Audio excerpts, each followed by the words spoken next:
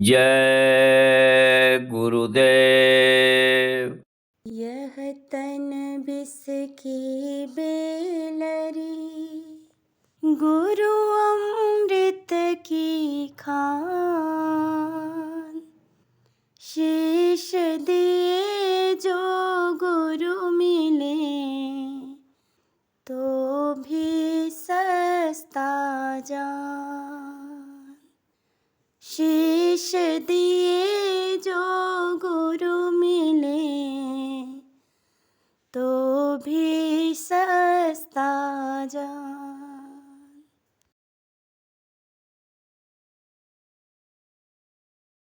करूं बिनती दो कर जोरी, करूं विनती दो कर जोरी, अरज सुनो सतगुरु स्वामी मोरी। अरज सुनो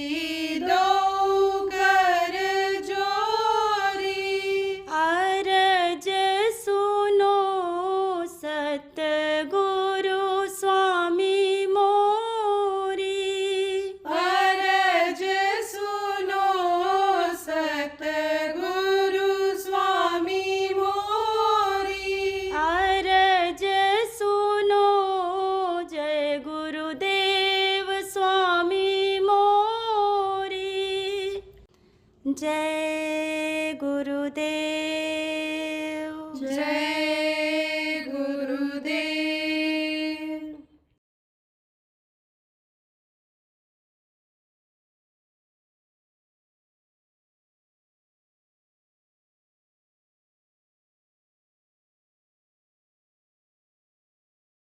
पचहत्तर में विधवा प्रधानमंत्री थी। विधवा किसको कहते हैं? जिसके पति मर जाते हैं। गुरु महाराज हमारे बेवा प्रधानमंत्री कहा करते थे, गांव में बेवा भी कहते हैं। तो वो प्रधानमंत्री थी, तो वो अपने पूरे एक तरह से रो में आ गई कि हम ही विश्व प्रसिद्ध नेता बन जाएं और कोड़े से मार करके एक तरह से कंट्रोल में करने जनता को। तो समझो कि उसने अत्याचार करना शुरू कर दिया है। उसके साथ जो लोग थे, उसके जो समझो चाटुकार कर्मचारी थे, वो लोग जनता को भेड़ बकरी समझ करके एक तरह से वैसा व्यवहार करने लग गए। तो ऐसी स्थिति में हमारे गुरु महाराज को आगे आना पड़ा। पहले तो हमेशा देखो महात्मा समझाते हैं, बताते हैं। राम भगवान ने भी समझाया, कृष्ण भगवान ने भी समझाया, लेकिन जब नहीं मानते हैं तब उनको उपाय अपनाना पड़ता है, उपाय करना पड़ता है। तो उन लोगों ने तो समझो कि हथियार उठा लिया था, जैसे राम ने धनुष और बाण उठा लिया, कृष्ण ने चक्र सुदर्शन का इस्तेमाल किया। तो संत होने के कारण गुरु महाराज भी वही महान आत्मा जो मोहन चंद्र गांधी आए थे, जो उन्होंने अस्त्र अपनाया था अहिंसा का, वही अपनाया गुरु महाराज ने भी।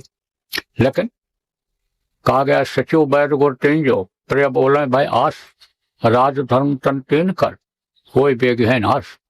राजा का मंत्री अगर राजा का मुंह देखी बात करे, जैसा राजा चाहे वैसा अगर करे या करावे, तो समझ लो राज खत्म हो जाएगा। क्योंकि बहुत कुछ तो मंत्री ही करते हैं। देखो दफ्तरों में कौन काम करता है ज्यादा? क्लर्क लोग करते हैं, पीए लोग करते हैं। अधिकारी तो खाली निर्देश दे देता है, काम वही करते हैं। आ गया ना, अफसर करे ना अफसरी, और दफ्तर करे ना वर्क, और दास मलूका कही गए सब कुछ करें क्लर्क। तो ऐसे ही समझ लो आपकी ये कौन करने वाले होते हैं? कर्मचारी होते हैं।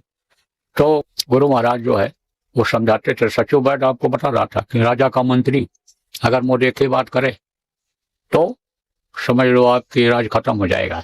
तो वैद जो कोई बीमार आदमी है, उसकी कोई चीज खाने की इच्छा है, जैसे मान लो बुखार है, बुखार में ठंडी चीज खाने की इच्छा है, छाछ मट्ठा पीने की इच्छा है, और वैद ने कह दिया हाँ ठीक है पी लो, तो समझ लो बुखार और बढ़ेगा, कम नहीं होगा। सचिव वैद गुरु तीन जो, और जो गुरु का काम करते हैं, उपदेश करते हैं, जो लोगों को समझाते बताते हैं, अच्छा पथ सिखाते, अच्छा रास्ते पर चलाते हैं कि जिससे सुख मिले, शांति मिले और समझो आत्म कल्याण हो, वो लोग अगर एकदम मुदेखी बात करें, सामयिक बात करें, तो समझो कि धर्म कर्म सब खत्म हो जाता है। तो गुरु महाराज बहुत सी बातों को बोलने लग गए, मंच से बोलने लग गए। उनको कोई डर था? कोई डर उनको नहीं था गुरु महाराज को। ये जो संत होते हैं डरते नहीं हैं। मानव व्यवहार में तो रहते हैं, मनुष्य शरीर में तो रहते हैं, लेकिन वो डरते ऐसे नहीं हैं कि कोई उनको दबा ले जाए, दबा करके काम करा ले जाए, खरीद करके काम करा ले जाए, ऐसे नहीं हुआ करते हैं। तो गुरु महाराज बोलने लग गए। दो एक बातें ऐसी बोल दिया कि जो भविष्य में होने वाली थी, क्योंकि ये जो है नवयुग दृष्टा जिसको कहा गया है, यानी आगे आने वाला भी देख लेते हैं। जो पूरे संत होते हैं आगे क्या होने वाला है उसको भी देख लेते हैं और बता देते हैं जब, तो वही भविष्यवाणी कहलाती है। तो उस समय भविष्यवाणियां कुछ कर देते थे।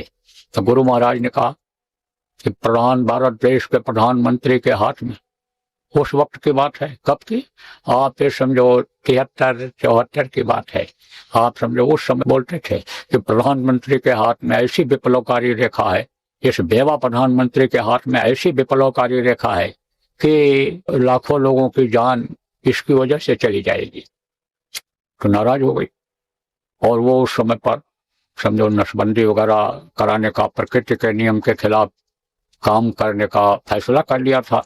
तो कुछ बातें ऐसी जो बोले गुरु महाराज कि जो है ये अप्राकृतिक चीज है, जो प्रकृति ने बनाया है उसका काट पीट ठीक नहीं है, स्वास्थ्य खराब होता है इससे, और ये सब चीजें जो वास्तव में नुकसान वाली चीजें थी और नुकसान लोगों का होता था उससे, वो जब बताने लग गए तो चिढ़ गई। और चिढ़ने के बाद कुछ और भी उस समय पर महात्मा जो थे, साधु जो थे, और जो अच्छे लोग थे, धार्मिक लोग थे, या जो देश के प्रति प्रेम रखते थे, देश की जनता के प्रति प्रेम रखते थे, उनको अपना समझते थे, वो लोग विरोध करने लग गए। तो उसने क्या किया, इमरजेंसी लगा दिया, आपातकालीन स्थिति। अब आपातकालीन स्थिति जब लगा दिया तो सारा अधिकार किसके हाथ में चला गया, अधिकारियों के हाथ में चला गया, प्रधानमंत्री के हाथ में चला गया। अब वो समझो कि पकड़वा करके और जेलों में डलवाने लग गई। उसने तो सोचा यही कि ये सब लोग बंद कर दिए जाएंगे तो हम अकंटक राज करेंगे। उसी तरह से जैसे अंग्रेज ने अपना जड़ जमा लिए थे और लोग कहते थे कि सूरज जहां से निकलता है और अस्त होता है वहां तक अंग्रेजों का राज हो गया, अब इनको कौन हटा पाएगा। ऐसे उस समय भी लोग कह रहे थे कि अब तो 50 साल तक ये कांग्रेस राज करेगी, अब इसको कोई हटा नहीं सकता है। अरे उस बेवा प्रधानमंत्री का चाटुकार, चाटुकार किसको कहते हैं, चापलूस। चापलूस जानते हो, एक राजा का मंत्री, बड़ा चाटुकार था राजा का बहुत। तो क्या हुआ, कहा कि एक दिन रसोईया ने बना दिया क्या, अरे समझो भोरता जिसको कहते हैं चोखा, किसका बनाया, बैगन का। तो बैगन के अंदर लहसुन डाल दो या बैगन का चोखा में लहसुन डाल दो तब तो गैस नहीं बनाता है, नहीं तो बैगन ठंडा भी होता है और गैस भी बनाता है। तो राजा को गैस बन गया। तो जब दरबार में गए तब बोले, कहा कि देखो आज बैगन का भोरता खिला दिया, चोखा खिला दिया और आज गैस बन गई। तब मंत्री क्या बोला, मंत्री बोला हाँ सरकार, इसीलिए तो उसका नाम है बेगुन, बेगुन उसमें कोई गुण नहीं है, गलती तो किया उसने, उसको डांट लगाऊंगा। अब दूसरे दिन रसोईया को सब तरीका मालूम था कि जैसे अरुई की सब्जी बनाने में अजवाइन डाल दी जाती है तो उसकी गरिष्ठता कम हो जाती है, उड़द की दाल में हींग डाल दिया जाता है तो उसकी गरिष्ठता कम हो जाती है, कम नुकसान करता है। केला खाने के बाद आप समझो इलायची खा लिया जाता है तो हजम हो जाता है। बेर खाने के बाद गन्ना का रस पी लिया जाता है, हजम हो जाता है। चावल ज्यादा खाने के बाद में थोड़ा नारियल का टुकड़ा जिसको खोपरा कहते हो वो खा लिया जाए या नारियल का पानी पी लिया जाए तो चावल हजम हो जाता है। इसी तरह से उसको मालूम था कि लहसुन हम डाल देंगे तो गरिष्ठता कम हो जाएगी, गैस नहीं बनेगी। तो उसी बैगन में ही लहसुन डाल दिया भूनते समय ही, और उसी में पक गया वो, और फिर वही बना दिया। अब दूसरे दिन जब खाया राजा, अब गया बोला क्या चोखा बढ़िया बना था, अरे क्या बनाया बैगन का चोखा। तब वही मंत्री फिर बोला, कहा हाँ सरकार, वो सब्जी का राजा है, कुदरत ने देखो उसके ऊपर ताज लगा दिया है, ऊपर से ताज लगा दिया है, तो उनको क्या कहते हैं, उनको कहते हैं चापलूस। तो सब चापलूसी करने लग गए और दुकानों पर लोगों ने क्या लगाया, फोटो लगाया, किसका, वही बेवा प्रधानमंत्री का। अब जहां पर जिनको भगवान मानते थे, कोई शंकर जी की पूजा करता था, कोई राम भगवान की पूजा करता था, कोई कृष्ण भगवान की फोटो लगाए हुआ था दुकानों पर, उसी के बगल उसका फोटो लगा दिया। और जब वो आरती करें, अगरबत्ती जलावें तो उसको भी चलावें और नाम से उसको या मैया कह करके और आरती बना लिए लोग, चाटुकार लोग। इमरजेंसी में हम लोगों ने जब शुरू किया, क्या शुरू किया, वैचारिक आंदोलन, तब हम ही से कहा उन लोगों ने कि तुम स्वीकार कर लो, माफी मांग लो और लिख कर दे दो। तो वही पार्टी वाले लोग आए तो बोले अपने घर में, शहर के घर में आप दफ्तर खुलवा दो, आपको यहाँ का अध्यक्ष बना देंगे। अरे हमने कहा हम जेल जाने के लिए आए हैं, हमको भेजो, हम जेल में जाएंगे, परिवर्तन करके लौटेंगे।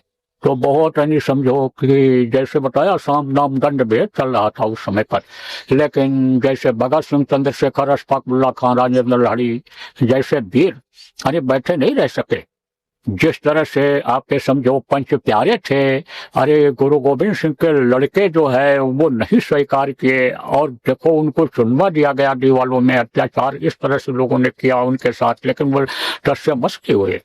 तो इसी तरह से वीर हमेशा इस धरती पर रहे हैं, वीरों से यह धरती खाली नहीं है। तो बहुत से लोगों को यातनाएं दी गई जो भी उस पार्टी में नहीं थे, दूसरी पार्टी में थे, और उन्होंने आवाज उठाया उसके खिलाफ, तो उनको जेलों में भर दिया गया, मारपीट करके जेलों में भर दिया गया, अपने ही गुरु भाई गुरु बहनों को मारा पीटा, यानी और समझो कि ले गए जंगलों में, छोड़े जेल में। जब ये हो गया कि अब मत भेजो, जगह नहीं रह गई, वैचारिक आंदोलन शुरू किया। कोई भी तोड़ फोड़ आंदोलन नहीं किया गया, लेकिन हमारे साथ इमरजेंसी में जो जेल में बंद थे, 80 साल की उम्र लगभग थी उनकी, बेचारे लोटा नहीं उठा पाते थे कि ऐसे पानी पी लें उठा करके। लोटा मिलता था वहां पीतल का जेल में, और थाली मिलती थी खाने के लिए, तसला मिलता था खाने के लिए। तो वो ऐसे लोटा उठा करके और ऐसे ऐसे ऐसे लाते थे, ऐसे ऐसे ऐसे ऐसे मुंह में, ऐसे जल्दी पी नहीं पाते थे। बगल में जो उनके बैठ के खाता था उसके ऐसे वो ऐसे हाथ लगा देता था, लोटा पकड़ लेता था, बेचारे पानी पी पाते थे। उनको दिखा दिया कि ये टेलीफोन के खंभे पर चढ़ करके टेलीफोन का तार काट रहे थे, ये देश विरोधी राष्ट्र विरोधी काम कर रहे थे। मजिस्ट्रेट ने जब उनको देखा मुस्कराया, कहा बाबा टेलीफोन का तार काट रहे थे क्या? अरे बोले सरकार देख लो हम। मुस्कराया वही मजिस्ट्रेट, कहा जाओ अब जाओ, तुमको हम छोड़ देते हैं सबको, और जितना दिन रहे हो तुम लोग वही तुम्हारी सजा हो जाती है, आज ही छोड़ देता हूँ, जाओ तुम लोग बुढ़े हो, तुमको कहीं सरकारी नौकरी थोड़ो मिलनी है कि तुम्हारा ये रिकॉर्ड में आ जाएगा सजा में, जाओ छोड़ देते हैं। लेकिन अब बैठना मत। जब ये हो गया, चुनाव की घोषणा हो गई, तो मैं आपको बता रहा था कि गुरु महाराज के साथ भी बहुत मतलब एक तरह से अत्याचार किया, लेकिन गुरु महाराज हमारे शुरू से ही यानी समझो हर परिस्थितियों में रहने के आदी बन चुके थे, क्योंकि गुरु महाराज को बचपन से ही तकलीफ झेलनी पड़ी थी, तो हर परिस्थिति में रहने के लायक हो गए थे। और फिर तो वो महापुरुष थे, लेकिन अपनी शक्ति को दबाए हुए थे, क्योंकि तब से चूके राज मिलत है, और राज से चूके नर का।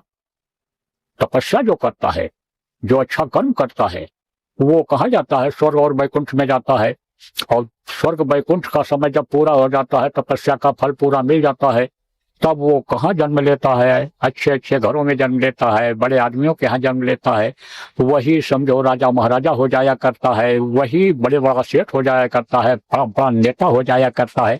तो तब से चूके राज मिलत है, और राज से चूके नर का। जो राज धर्म का पालन नहीं कर पाता है, जो प्रजा को भेड़ और बकरी समझ लेता है, जो प्रजा को अपना नहीं समझ पाता, अपने बच्चे की तरह से पालन पोषण जो नहीं कर पाता है, या पनाह पराया समझ लेता है कि ये दूसरे का है और ये मेरा है, इसको जो सोच लेता है, उसके लिए नर्क का दरवाजा खुल जाता है, प्रेत आत्माओं में चला जाता है।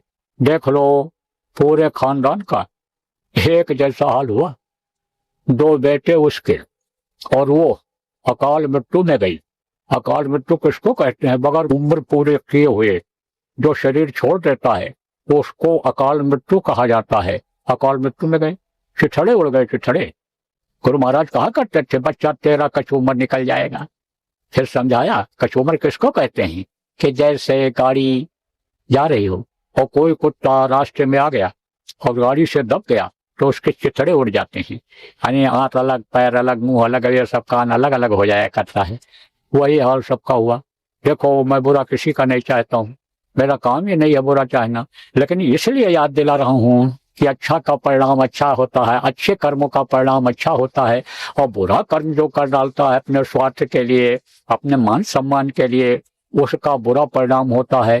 तो इसलिए याद दिलाता हूँ, आज 23 मार्च मुक्ति दिवस के दिन, जिस दिन गुरु महाराज जेल से निकले थे, मुक्ति दिवस मनाया जाता है। उस दिन उस तिथि पर आज आपको याद दिला रहा हूँ, लोगों को याद दिला रहा हूँ कि भाई आप ऐसा कोई कर्म न करना कि जिससे अन्य समझो कि वैसी सजा मिल जाए जैसी उन लोगों को मिली। तो मैं आपको बता रहा था कि गुरु महाराज को बड़ी यातनाएं भोगनी पड़ी, बेड़ियां तक डलवाया। 125 दिन तक गुरु महाराज बेड़ी में रहे, तन्हाई में रहे। तन्हाई में क्या होता है, एक कमरे में बंद कर देते हैं, फांसी गारा तन्हाई या अलग अलग वहां पर होता है। हम लोग सब घूम करके तो देख रहे थे, हम भी इमरजेंसी में जेल में गुरु महाराज के जाने के बाद, यानी 250 लोग हम लोग रहे थे। तो आप ये समझो प्रेमियों कि तन्हाई अलग होती है। फांसी गारद की कोठरी ऐसी होती है कि खाली बस पैर ऐसे फैलता है, मुश्किल से 7 फुट लंबी होगी वो, और चौड़ाई भी उसकी मुश्किल से 4-5 फुट की ऐसे रहती है। और उसी में टट्टी करो, उसी में पेशाब करो, उसी में खाओ, उससे बाहर निकालते नहीं है कि कहीं लेटरिन भी बनी है वहां तो चले जाओ लेटरिन कर आओ।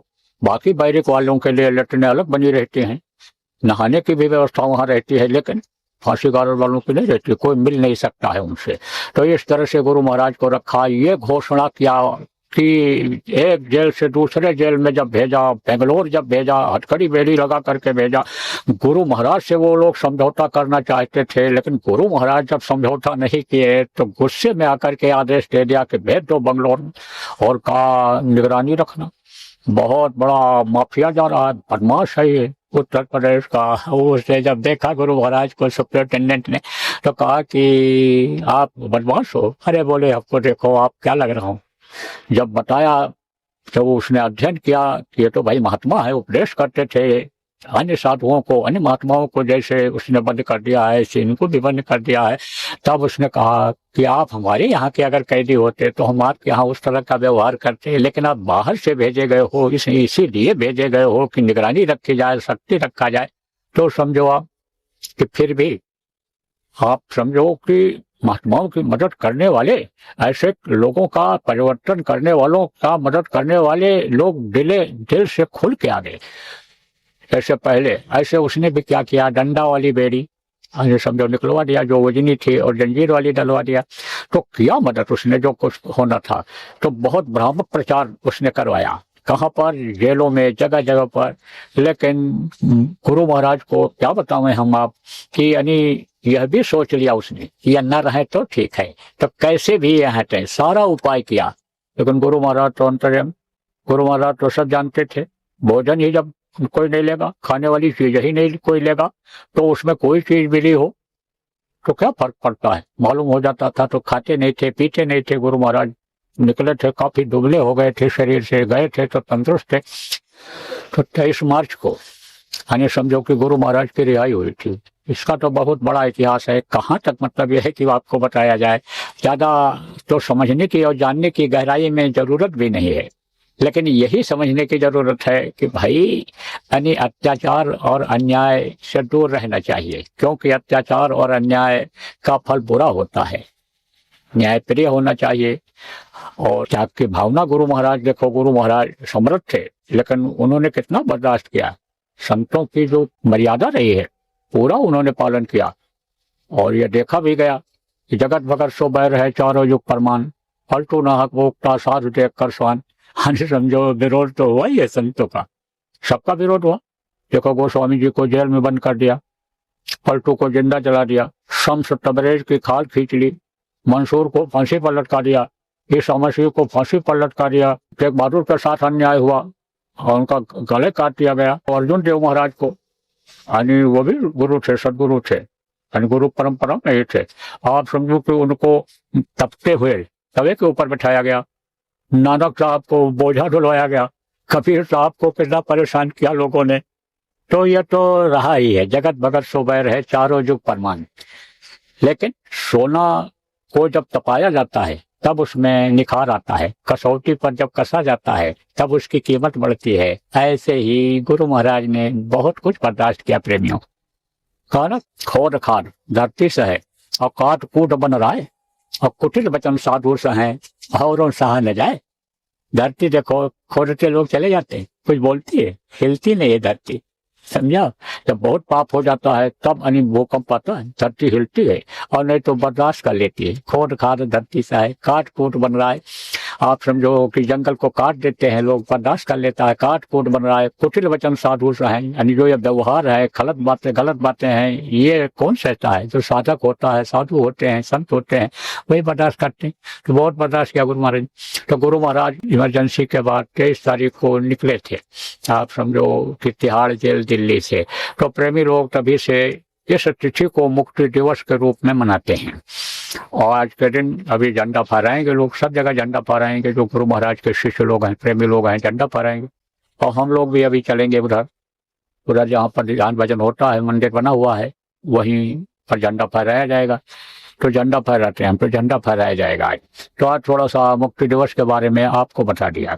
अब यह है कि सुबह 6 बजे से और 8 बजे के बीच में ही झंडा फहरा दिया जाता है, और ये फिर उतारा जाएगा 30 मार्च को। 30 मार्च को सुबह इसी समय 6 से और 8 के बीच में झंडा को उतार दिया जाता है। बाकी तब तक ये लगा रहता है।